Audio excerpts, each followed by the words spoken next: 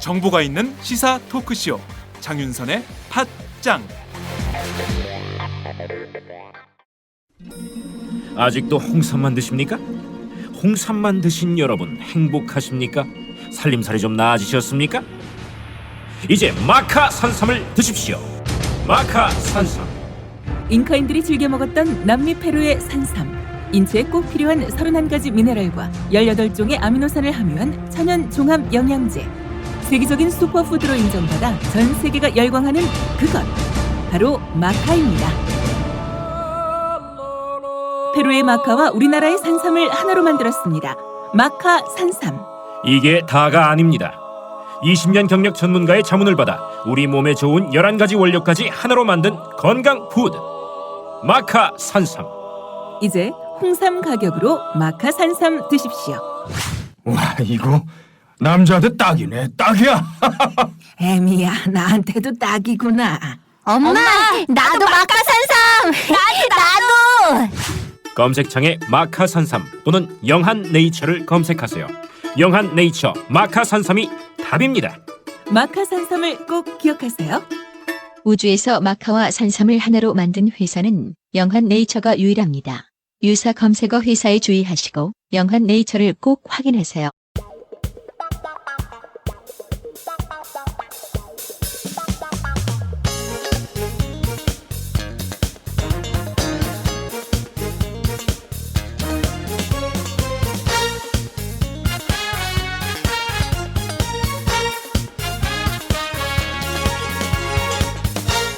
김종철의 비언프 비즈니스 언프렌들리.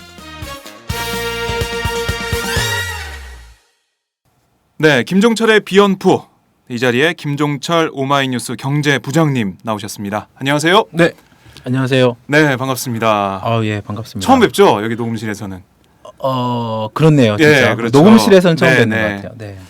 그리고 그 옆에는 아리따운 오마이뉴스를 대표하는 미녀 기자로 이렇게 부르면 되겠죠? 네네. 네, 사전에 받은 멘트대로 네, 오마이뉴스 경제부 김지혜 기자 나와 있습니다. 안녕하세요. 네, 안녕하세요. 네, 반갑습니다. 사전에 받은 멘트. 네. 그대로 합니다. 네, 장윤선 우리 안방마님. 네, 장윤선의 팟짱의 안방마님 장윤선 기자가 2달 동안 긴 휴가에 들어갔습니다. 건강상의 이유로 이렇게 자리를 비우게 됐는데요. 제가 이렇게 대신 이 자리에 앉았습니다. 기분이 좀 어떠세요? 제가 대신 이렇게 앉아 있는데 뭐 아무런 느낌이 없나요? 김종철 기자는 조금 이렇게 얼굴이 네. 약간 좀 어두워지신 것 같아요. 예, 장윤선 기자를 이렇게 보고 싶으셨는지 모르겠지만 아니에요. 네, 그런 거 아닌가요? 네, 네. 그런 건 아니고, 네, 좀 항상 이렇게 듣던 톤과 다른 톤을 갑자기 듣게 되니까, 네. 막 좀 생소하고 생소한 느낌. 다른 방송인 것 같죠? 네. 네. 근데 그 댓글 보니까 네. 막 그 목소리 좋다고 네, 박 그렇죠. 기자님 응원하는 그 댓글도 되게 많던데. 그러게요. 좀 많이 좀 따로 작업을 또 그런 건 아니고요. 네. 되게 좋던데 반응도. 네.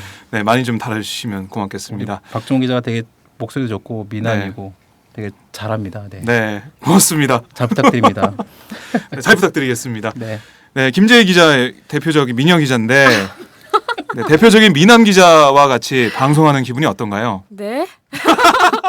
선배 뭐라고요? 네. 저는 미녀 기자가 아니고요. 선배는 미남 기자가 맞죠. 네, 고맙습니다. 네, 이어서 네, 장윤선 기자의 빈자리를 저희 셋이서 함께 잘 메워보도록 하겠습니다. 자, 먼저 저희 비언프 시작하기 전에 어김없이 들어가는 코너가 있죠.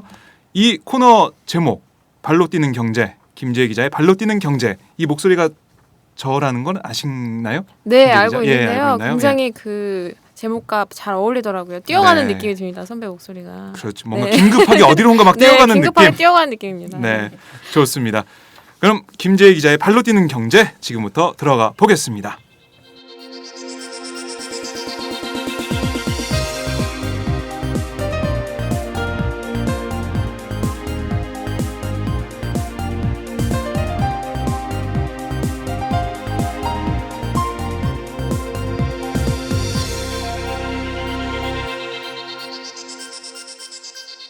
김지혜의 발로 뛰는 경제.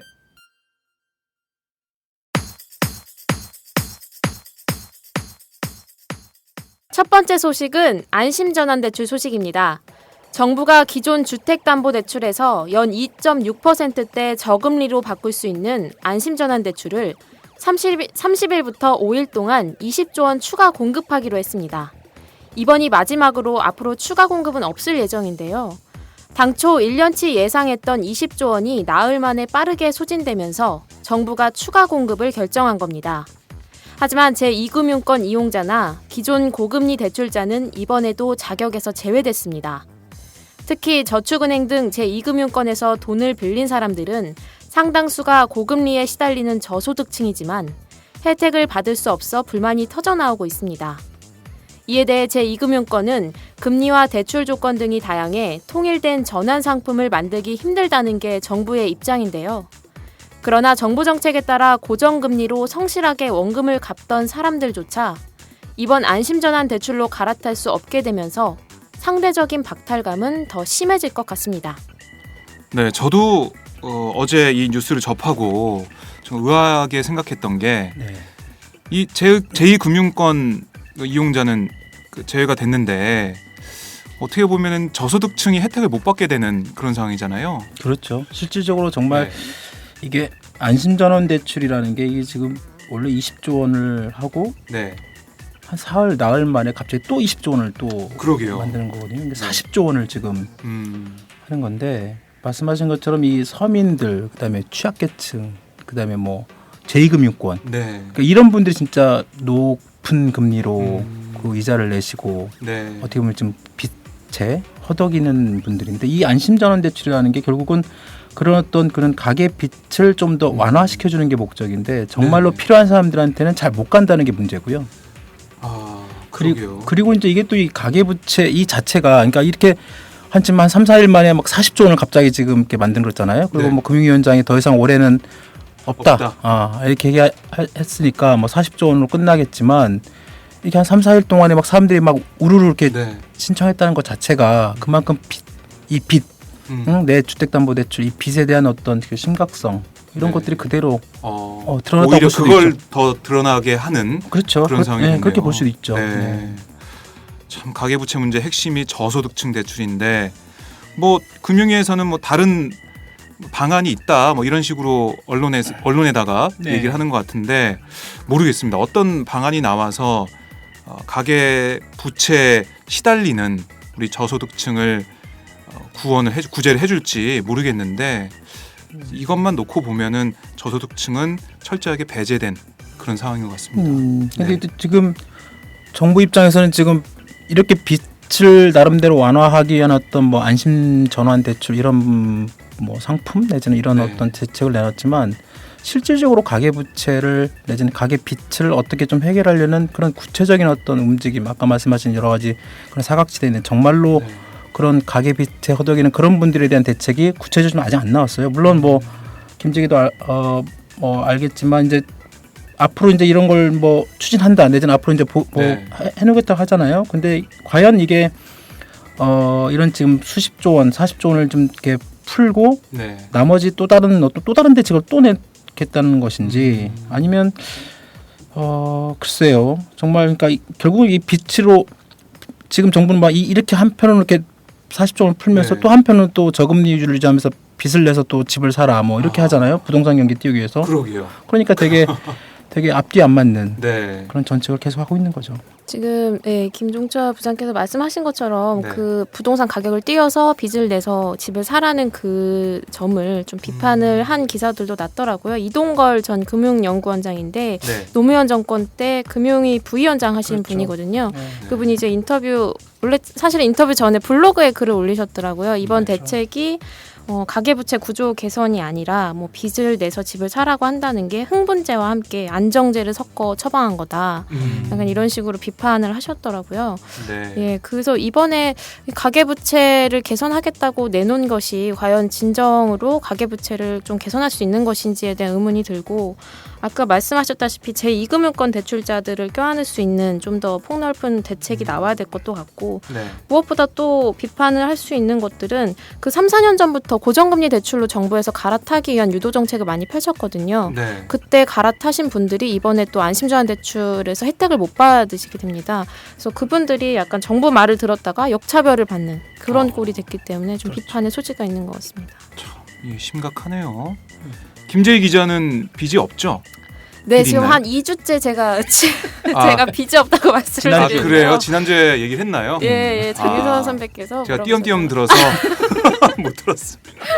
네, 빚 없는 생활 계속 유지하시기 바랍니다. 알겠습니다. 네, 다음 뉴스 들어볼까요?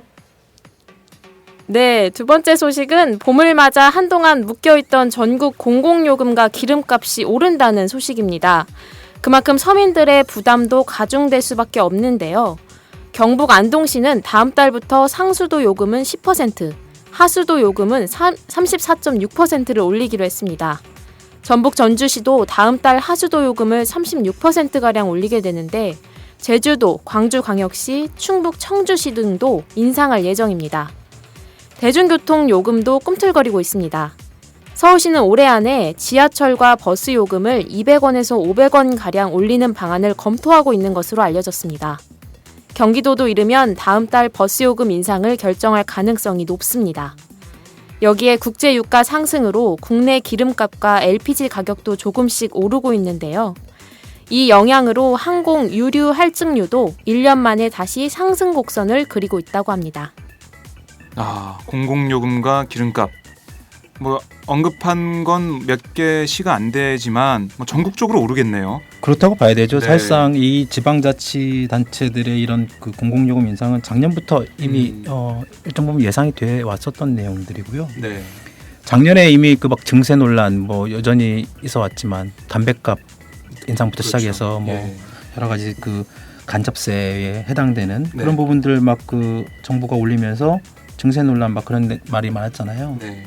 근데 이 지방자치단체들도 지금 각기마다 재정적인 악화, 재정적인 어려움을 되게 어려움이 갖고 있죠. 있고 예. 특히 서울시 같은 경우도 그런 뭐 지하철이나 버스 이쪽에 적자 엄청 크잖아요. 결국은 돈을 올릴 수밖에 없는 구조가 되는 것이고 네. 또 올해는 또 선거가 없기 때문에 각 아. 지자체 단체장들이 눈치를 볼 이유가 없습니다. 아, 그게 또 있었네요. 그렇죠. 선거가 그리고 있다면 계속 또 미루고 이랬을 맞습니다. 텐데. 네, 특히 그러니까 올해가 네. 아마 올해가 추적기? 그렇죠. 내년 또 국회의원 선거가 있기 때문에 네네. 또 각 또 그 지역구에 있는 의원들은 또 그걸 또 눈치를 봐야 되기 때문에 아. 그래서 아마 올해가 아마 이런 어떤 여러 가지 그 공공요금 포함해서 이런 요금을 인상할 수 있는 가장 말씀하신 것처럼 최적기가 아니냐 그렇게 판단을 하는 것 같은데 뭐 올릴 필요가 있다고 하면 올려야 되겠죠. 현실화가 정말 필요하다. 정말 싸다. 뭐 그렇다고 하면 올릴 필요가 있겠지만 과연 이런 이 요금 인상 부분이 정말 타당한가? 정말 타당하게 올라가는 게 맞나? 이 금액이 맞나? 우리 지금 뭐 그동안 꾸준히 말씀하신 것처럼 뭐 말씀드린 것처럼 뭐 임금은 그대로고 네. 전반적인 소득 수준은 그대로인 상태에서 각종 세금 뭐 공공요금 이런 것들이 다 오르고 물가는 뭐 항상 그대로 저물가라고 하는데 실제적으로 우리가 피부로 느끼는 물가는 굉장히 높잖아요. 밥값도 좀 얼마 비싼데. 그렇죠.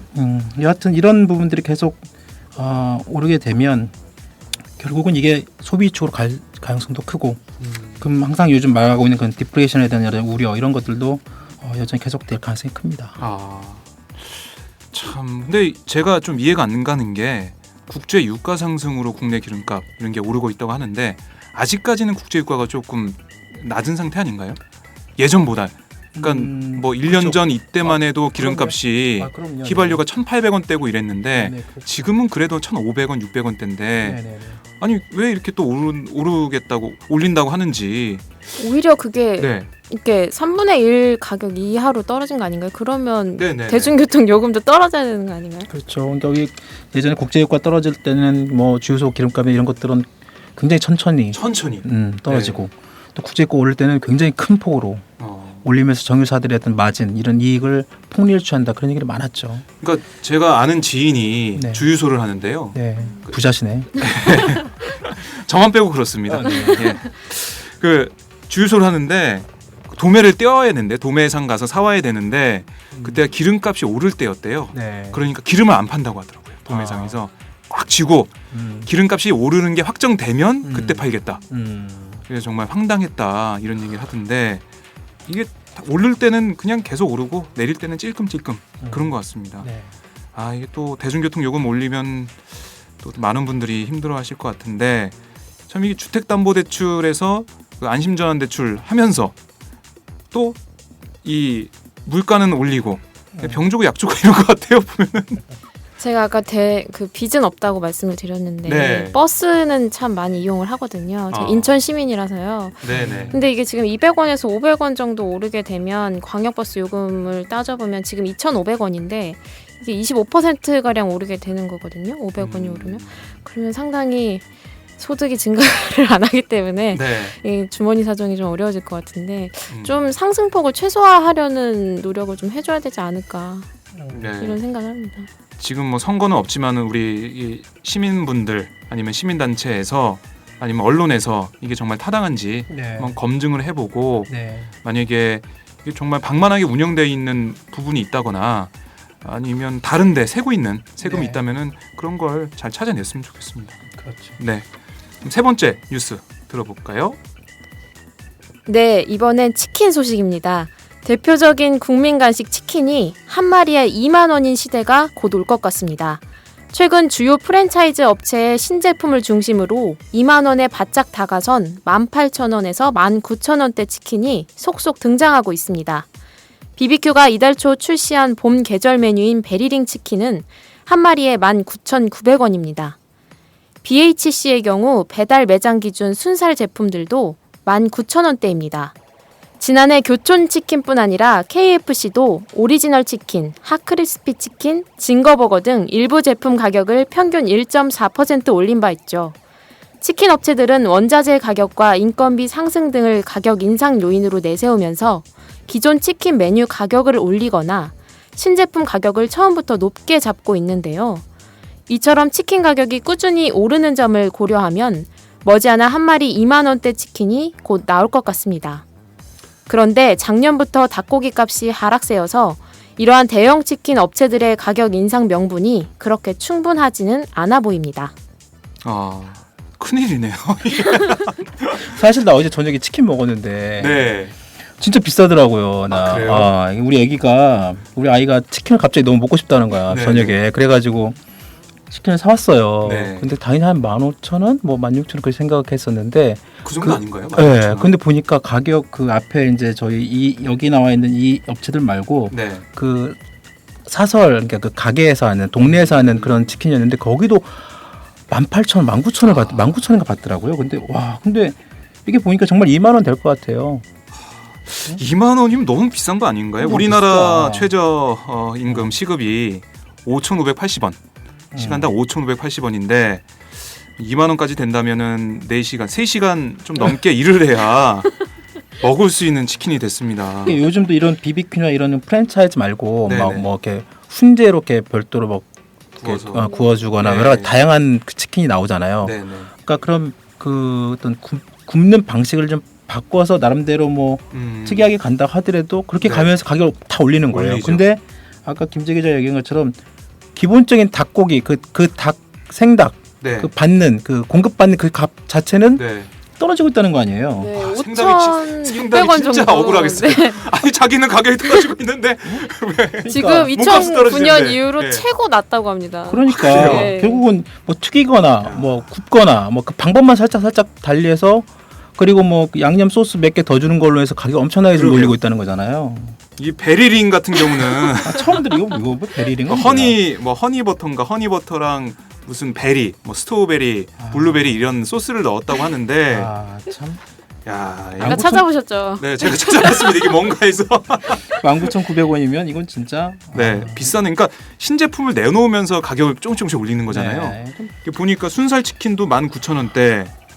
아, 이건 근데 뼈 있는 치킨 먹어야 BBQ 같은 경우에는 좀 문제가 있는 게 네.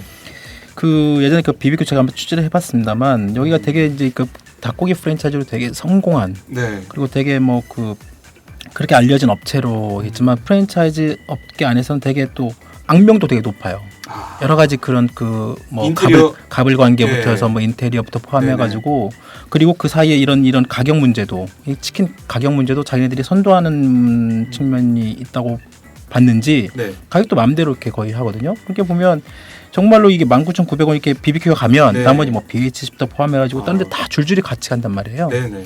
근데 이렇게 올려서 결국은 그 자영업자들한테 또 이득이 많이 가면 또 모를까? 그렇지 또 않은 것 그것도 같아요. 아니에요. 예. 네. 그게 굉장히 뭐 상위 업체들이 되게 또 많이 내는 것도 많고 네. 과연 참 이 가격 아까 그 우리 뭐 그 좀 이 버스 요금 뭐 타당성 모르겠지만 2만 원짜리 치킨은 정말 아닌 것 같아요. 참 오늘 이렇게 흥분하는 모습을 김종철 기자를 치킨. 제가 오랫동안 10년 동안 알고 지냈는데 이렇게 흥분한 모습 처음 본 것 같아요. 아 이게 와닿거든요 이게. 그러니까 말씀하신 것처럼 정말 프랜차이즈 가맹비, 뭐 임대료 같은 것도 맞습니다. 비싸겠고 네. 인테리어를 바꿔라 이런 것들. 또 이 메뉴 자체를 우리 자영업자 분들이 정하는 것도 아니에요. 그렇죠. 네. 다 정해서 오는 걸 하는 거기 때문에 네. 또 이게 또 뉴스가 나가면은 오히려 피해 보는 사람들은 맞아요. 이 가맹점 업주들이 또 피해 보는 그런 상황이 됩니다. 네네 맞습니다. 참 이러지도 저러지도 못하고 또 소비자분들은 소비자대로 2만 원짜리라고 해서 다 이제 화를 내시고 참 어떻게 될까요? 김재 기자는 닭 많이 시켜 먹나요? 아, 저도 치맥을 좋아하는데요. 네. 이 기사는 굉장히 흥분이 되네요. 이게 아까 말씀하신 대로 김종철 부장 말씀하신 대로 한 업체가 올리면 다 같이 올리니까 좀 경쟁을 해서 가격을 낮출 생각은 안 하고 같이 다 네네. 올리니까요. 소비자 입장에서는 굉장히 화가 나네요. 닭을 뜯어야 되는데. 뜯어야 되는데 참 어떻게 될까? 이게 참 제일 참 억울한 건 정말 생닭이에요. 뭐니 해도 그러네. 네, 참 억울할 것 같아요. 네, 이렇게 오늘 준비한 세 가지 뉴스, 김재 기자의 발로 뛰는 경제 정말 잘 들었습니다. 다음 주에 또 뵙고요. 다음에 뭐 치맥이라도 네, 우리 김종철 부장님 모시고 알겠습니다. 또 김윤상 우리 팀장님 모시고 치맥. 치맥하러 한번 가시죠. 네, 오늘 말씀 잘 들었습니다. 네, 감사합니다. 네.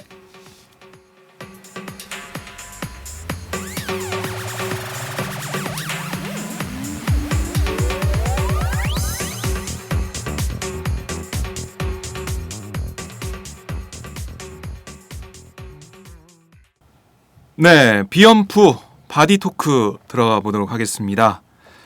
오늘은 어떤 주제인가요? 주제부터 먼저 좀 알아볼까요? 네, 그 요즘에 MB MB 말 많잖아요. 자주 등장하고 네, 계시죠? 요즘에 검찰 네, 뭐 정조준 뭐 이런 게 나오는데 네, 기업 쪽에서도 마찬가지고요. 이번 오늘 준비한 뉴스는 MB 시대 그 대표적인 어떤 네. 치적이라고 얘기하고 있는 그 동반 성장 있잖아요. 예, 한동안 많이 들었었죠. 대중소기업 네. 이제 함께 성장한다 뭐 이렇게 그 위원회도 만들고 막 그랬잖아요. 네네네.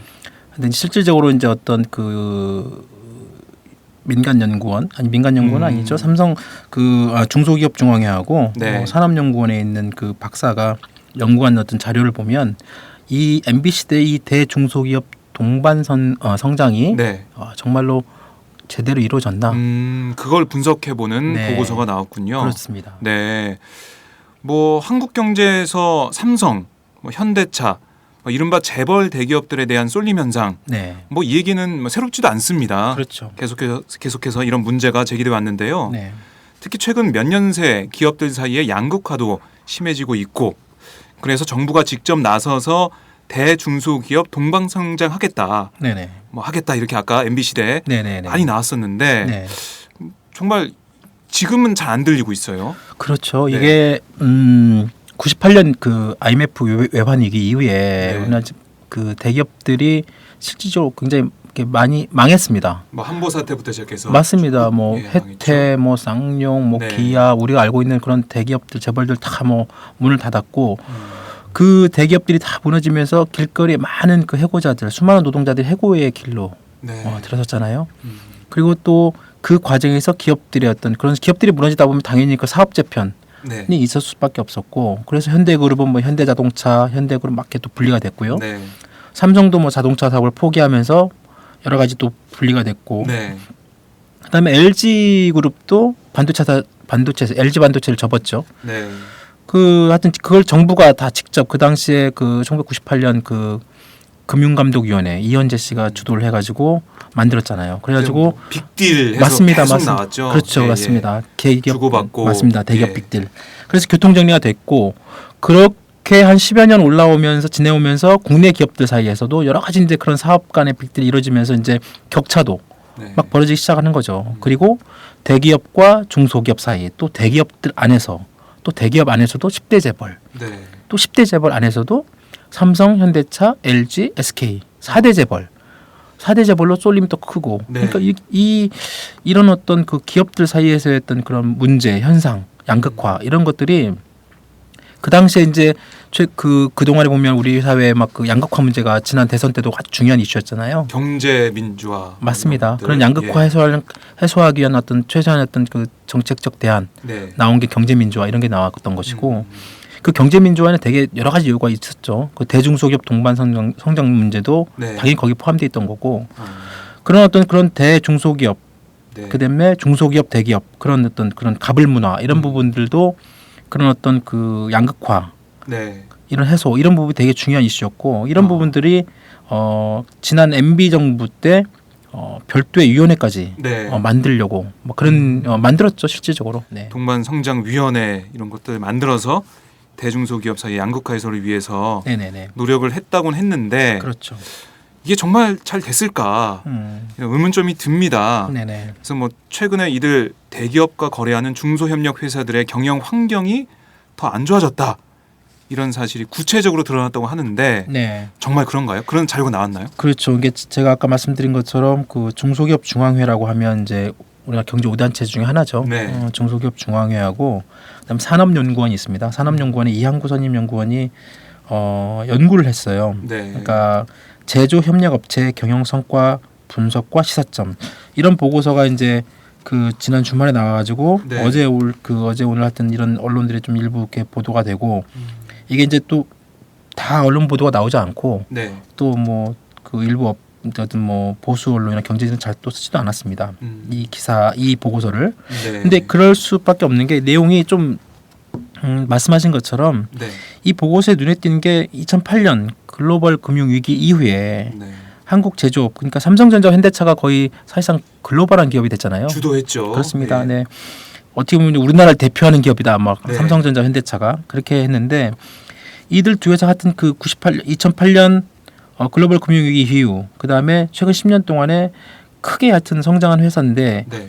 실질적으로 이 삼성전자와 현대차 어떻게 보면 그 갤럭시 S 뭐 갤럭시 시리즈나 네. 스마트폰이 됐든 뭐 휴대폰이 됐든 뭐 현대차의 아반떼나 소나타 이런 차들 뭐 제품들 이런 걸 만들기 위해서는 그거에 바탕이 되는 부품들 네. 협력업체들 그런 협력업체들의 도움이 없었으면 솔직히 이런 삼성전자 현대차가 불가능했겠죠. 지금의 위치까지 네. 올라오기는. 그럼 뭐 현대차나 삼성전자가 독자적으로 만드는 게 아니잖아요. 그럼요. 제품은 뭐 수십 개, 수백 개 부품들이 있고 그걸 만드는 조그만 사업장, 그렇죠. 영세 사업장들이 있는데 아니, 그러니까 그 현대차 같은 경우에는 자동차 같은 경우에는 부품이 한 2만여 개 돼요. 네. 그러면 그 2만여 개 부품을 현대차에서 다 만들 수는 없고 네. 1차 협력업체, 2차 협력업체, 3차 협력업체 등 그 수많은 협력업체들이 그 부품인 협력업사 이렇게 같이 조인을 돼 있거든요. 네.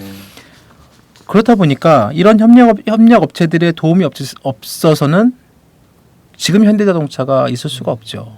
그리고 이런 그 협력업체들, 이런 후방, 특히 자동차 같은 경우에는 이 후방 효과가 되게 큽니다. 네. 아까 말씀드린 것처럼 수백 개의 또 같은 그 회사들이 연결돼 있고 네. 그만큼 자동차 산업 자체가 하나의 그 나라의 산업에 되게 경제에 되게 큰 포지션 내지는 그 위치를 차지하고 있지만 또 그만큼 또 정치적으로도 되게 중요한 위치에 있습니다. 노동 문제, 일자리 문제에 연결돼 있기 때문에 네. 그 예를 들어서 뭐 미국의 GM 파산 그때를 보면 막 그 오바마가 직접 나서서 네. GM 파산 관련된 모든 내용들 다 공적 자금 투입해서 네. 살려내잖아요. 그렇죠. 그만큼 그 일자리와 후방 산업 효과에 미친 영향이 크기 때문에 네. 그 협력업체가 되게 중요합니다. 자동차 같은 경우에 삼성전자 같은 경우는 약간 반도체는 약간 그만큼 자동차만큼의 어떤 그 고용 창출이 좀 떨어지긴 하지만 네. 삼성전자 역시 마찬가지로 여러 가지 그 휴대폰이나 이런 데 들어가는 그 부품들 네. 그것도 협력업체들이 만들거든요. 어. 이런 협력업체들이 되게 중요한데 이 삼성전자와 현대차가 성장하는 동안에 네. 이렇게 그 한 10년 사이에 큰 이익을 올렸음에도 불구하고 실질적으로 이런 협력사들은 상대적으로 경영이 더 안 좋아졌다. 이번 그 보고서의 목적이 요지가 그겁니다. 네. 아니 그 삼성전자는 작년에 매출이 크게 떨어졌다고 해도 네네. 순이익이 20조 원을 넘을 정도로 이익을 많이 냈는데 그렇죠. 그동안 중소협력업체들은 그런 이익을 뭐 서로 나누지 못했다는 건가요?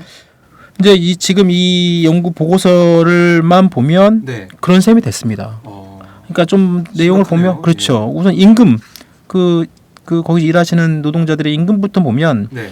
삼성전자 직원들 같은 경우는 2008년부터 2013년까지 네. 한 5년 사이 되죠. 평균 임금이 6,190만 원에서 9,995만 원. 1억에서 5만 원 빠지네. 삼성전자 5년 사이에요? 네, 삼성전자 평균 임금이 6,190만 원에서 9,995만 원. 평균 네. 임금이 한 1.6배 올랐는데요. 네, 네. 그 사이에 협력사들의 평균 임금은 3,313만 원에서 4,465만 원. 1.3배. 네. 그러니까 협력회사 직원들 임금이 삼성전자와 비교해 보면 네. 절반도 안 됩니다. 이게 차이가 더 벌어졌네요. 2008년에는 그러니까 삼성전자가 6,190만 원, 협력사들 평균 임금은 3,313만 원. 그렇죠. 그러니까 절반은 넘었는데 그렇죠. 2013년에는 절반도 안 되는 상황이네요. 그렇게 된 거죠. 네. 그렇게 따지면 이게 2013년 기준으로 하면 44.7%. 지금 그 박 기자 얘기하신 것처럼 2008년에는 절반 넘었죠 최소한. 근데 지금 가면 갈수록 삼성전자 직원들과 네. 이 협력회사 직원들 사이의 임금 격차가 커지고 있는 거죠. 참 그럼 현대차는 어떤가요? 현대차도 그동안 뭐 노조 파업 때마다 나오는 이야기가 고연봉이다, 뭐 그렇죠. 귀족 노조다. 그렇죠. 예, 참 모순인 단어죠. 귀족이랑 노조. 그렇죠. 이걸 붙여서 귀족 노조라는 비판을 받아왔는데 네. 어떻습니까?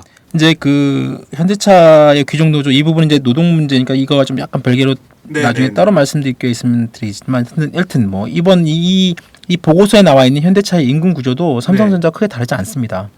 현대차 직원들 같은 경우에 보면 2008년에 평균 임금이 6,774만 원이었는데 네. 어떻게 보면 삼성전자보다 더 높았죠. 네, 현대차의 평균 임금이 2008년에 보면 2013년에 9,458만 원으로 늘어납니다.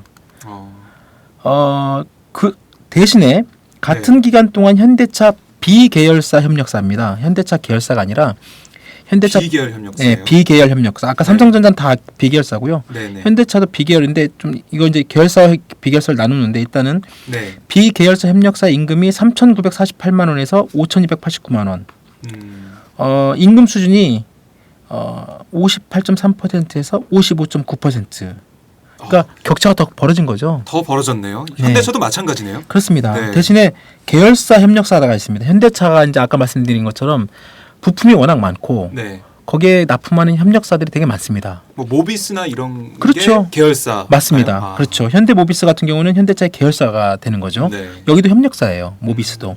그런데 이쪽 계열사의 협력사들 임금은 6,193만 원에서 9,005만 원. 그러니까 현대차 그 본사, 네. 본사라기 좀 뭐하지만 현대차 그 자체의 직원들과는 큰 차이가 없어요. 여기는 계열사라는 이유만으로 결국은 뭐냐면 현대차의 경우는 계열사의 납품업체가 네. 계열사의 납품업체는 현대차의 임금 격차가 큰 차이가 없고 반면에 비계열사들 네. 계열사가 아닌 업체들. 그렇죠. 네. 그쪽 협력사들은 임금 격차가 더 커졌다. 네.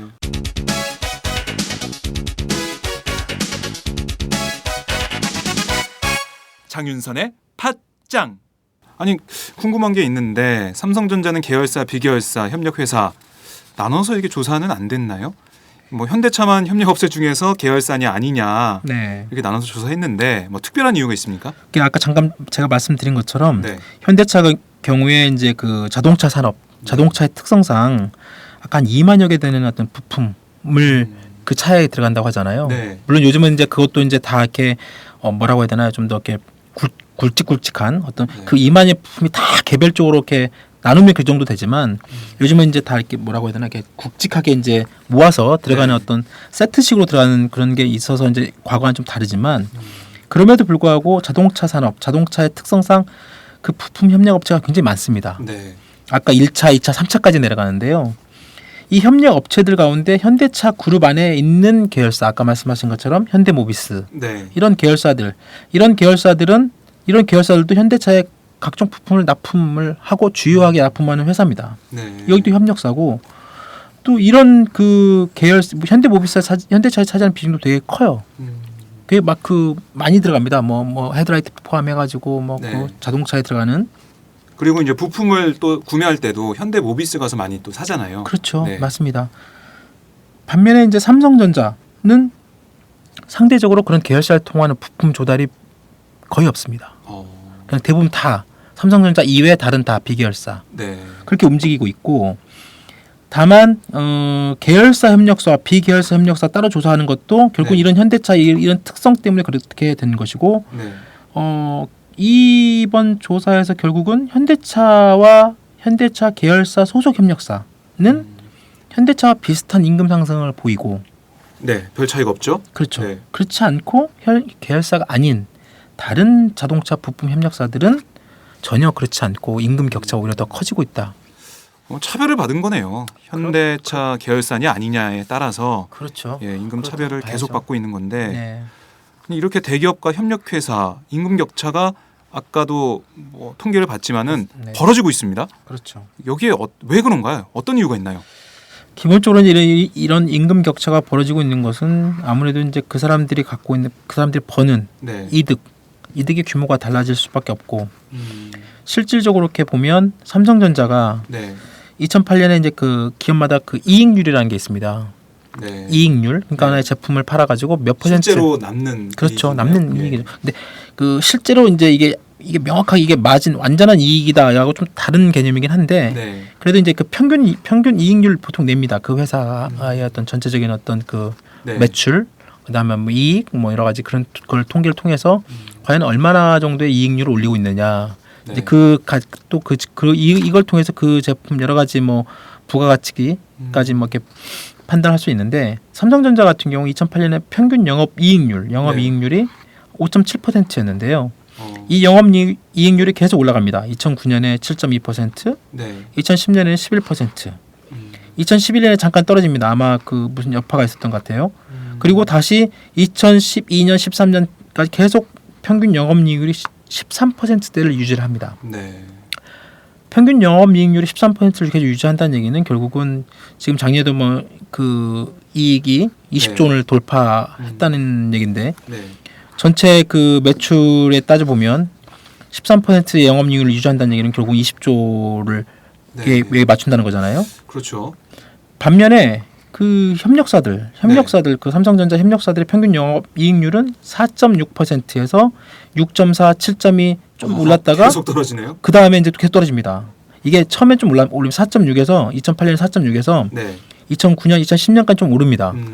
이게 아마 그 일부에서는 정부의 어떤 동반 성장 내지는 뭐 그 대중소기업 상생 네. 이런 어떤 그 2009년 막 그 10년, 11년 음. 그때 한참 그 드라이브 걸 때 했다는 얘기도 있고 네. 네. 구체적으로 이게 뭐 그것 때문에 올랐다라고 아직은. 확인되지는 않았습니다만 예. 하여튼 그렇게 추론이 가능한 부분이 있고요. 그 이후에 2012, 13년에는 다시 4% 수준 떨어집니다. 급전직하네요. 이거는 그렇죠. 처음에 조사했을 때보다 그러니까, 더 떨어진 건데요. 그렇죠. 7.2%에서 4.2% 수준으로 떨어지면 3%포인트 가까이 영업이익률이 떨어진다는 얘기는 네. 어떤 회사의 존립 내지는 그 큰 타격이 됩니다. 네. 아니 계속 다른 삼성전자 이 대기업은 오르는데 같이 협력을 하는 부품을 만들어서 제공하는. 그러니까 삼성전자 뭐 애니콜 그렇죠. 애니콜이 아니죠. 요즘에 다 제가 옛날 사람이라서 애니콜이 많이 나왔는데 갤럭시. 갤럭시죠. 그렇지. 네, 죄송합니다. 네. 갤럭시 보면 갤럭시가 많이 팔리면 당연히 부품도 많이 팔리는 거잖아요. 그럼요. 그럼 협력사의 이익률도 당연히 올라가야 되는데 삼성전자는 올라가는데 협력사는 떨어졌다? 야, 이거 이상하네요. 그래서 항상 그 이 대기업을 상대로 하는 그 네. 중소업체들의 어떤 이 납품 단가, 그러니까 자기네들이 내지는 삼성전자가 작년에 좀 어려웠다고 네. 했잖아요. 그러면서 여러 가지 내부 구조 조정도 하고 네. 뭐 인력 감축도 한다 뭐 그런 얘기 네, 나오는데 그런 얘기 계속 나왔죠. 네, 그렇죠. 그러면서 또 그 중소 협력업체 상대로는 납품 단가 네, 네. 인하 그런 요구도 계속 나오고 있다는 거예요. 그렇게 볼 수 있겠네요. 현대차도 마찬가지입니다. 네네. 현대차도 평균 영업이익률이 2008년에 5.8%, 삼성전자보다 좀 약간 네네. 떨어질 수 뭐 비슷하거나 2013년에 8.9%까지 오릅니다. 물론 삼성전자보다 좀 낮지만 이 자동차의 특성상 8.9%도 이렇게 적은 이익률은 아닙니다. 네. 근데 비계열사 아까 우리가 계열사 비계열사 나눴잖아요. 현대차는 네. 비계열사 평균 영업이익률은 3.6에서 3.3%로 오히려 떨어집니다. 이 현대차도 이 협력업체 1차, 2차 협력업체 상대로 정말 마른 수건 짠다는 그런 표현이 나오잖아요. 네. 수건이 말라 있는데 더 짜.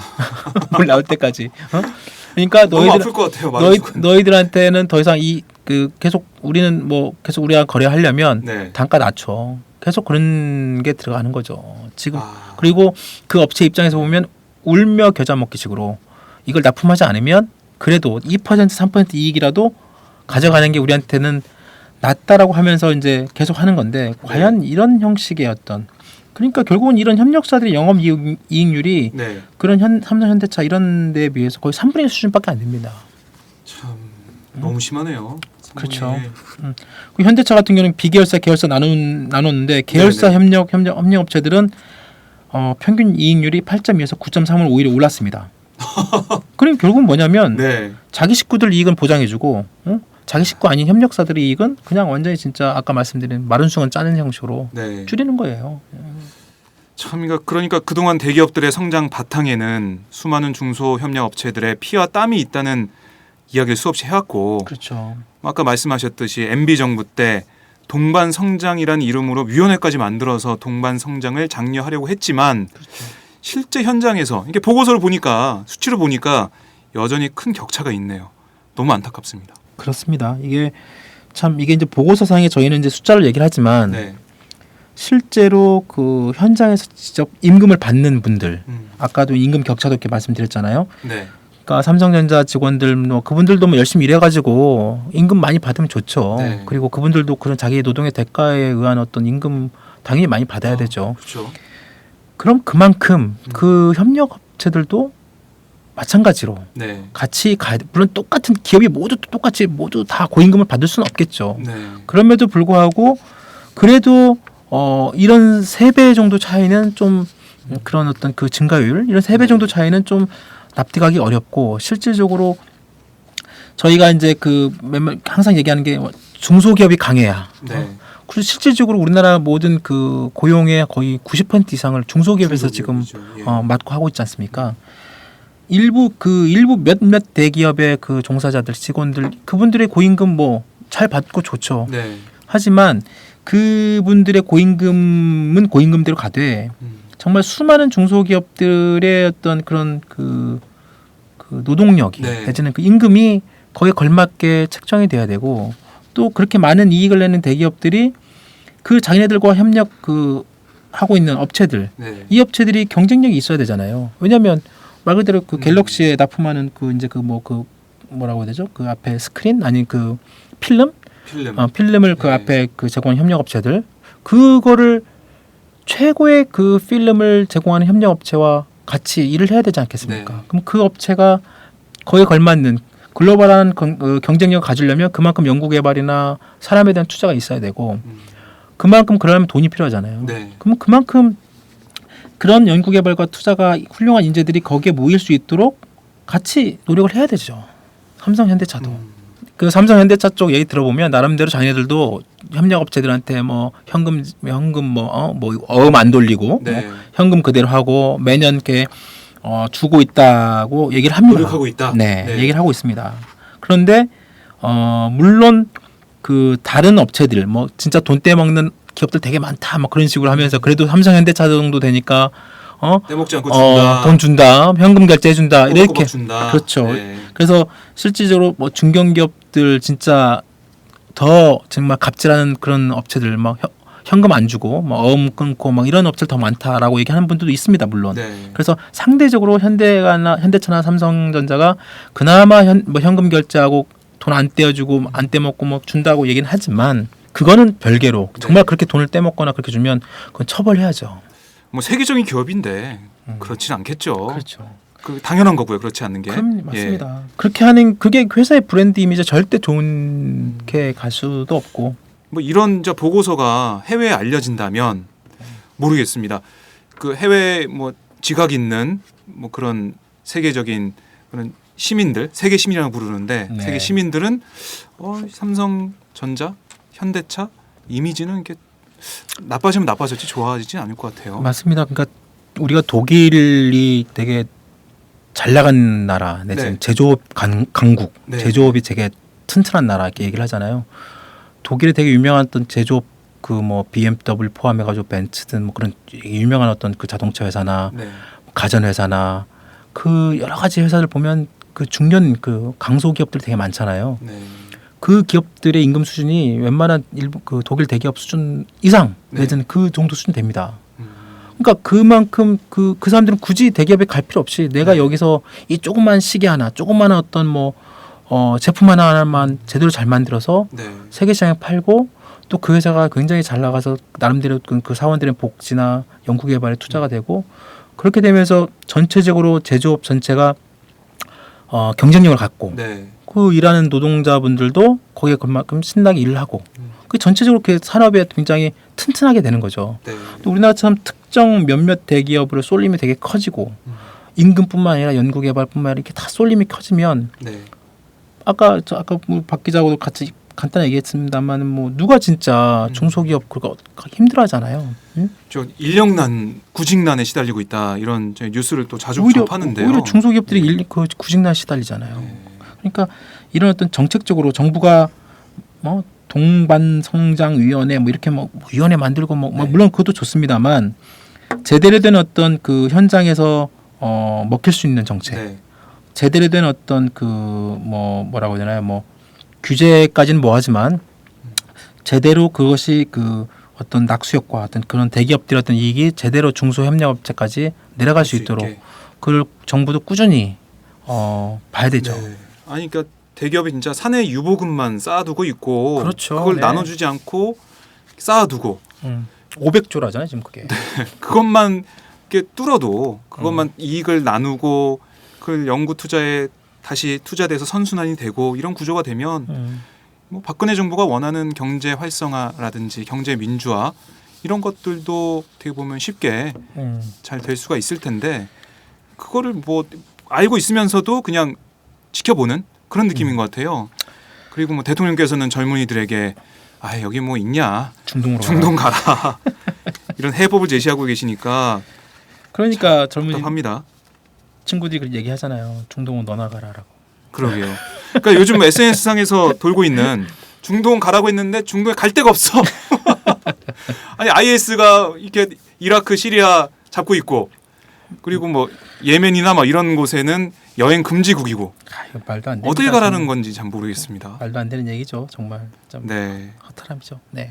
참 이게 청년들 좀 상처받고 있는 청년들이 있고 또 이 청년들이 가야 할 열심히 일해야 될 그런 기업들 네. 일부 대기업 빼놓고는 그 수많은 협력업체들은 이 저임금에 시달리고 있고 이 문제를 정부가 주도적으로 좀 풀어나가는 네. 결단이 필요해 보입니다. 그렇습니다. 네, 오늘 말씀 정말 잘 들었습니다. 네. 네, 다음에는 정말 우리 2만 원짜리 닭 얼마나 맛있는지 보면서 호프 토크를 한번 해봤으면 좋겠네요. 네, 알겠습니다. 한번 해보시죠, 진짜. 네, 오늘 말씀 고맙습니다. 네, 감사합니다. 네. 안녕하세요. 장윤선의 팟짱 애청자 여러분. 저는 김병기입니다. 전에는 편집국장이었는데요. 지금은 10만인 클럽 회원이자 본부장 맡고 있습니다. 그런데 10만인 클럽이 뭐지? 이렇게 궁금해하시는 분들 많으실 겁니다. 오마이뉴스에 자발적으로 구독료를 내는 시민들의 모임입니다. 지금 매월 후원해주시는 분이 몇 명이죠? 8,000명이요. 그럼 앞으로 몇 명을 모아야 합니까? 10만 명이요. 참 갈 길이 멉니다. 그런데 조중동 구독자는 많게는 100만. 이래서 진보 언론 살아남을 수 있을까요?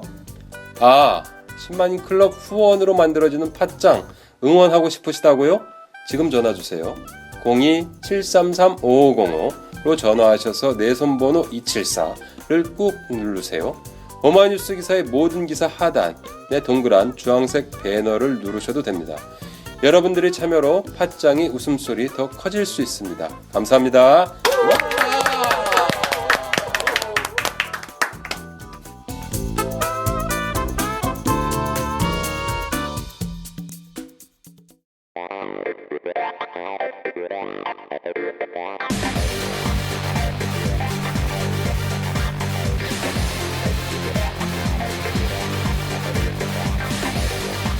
정보가 있는 시사 토크쇼 장윤선의 팟짱.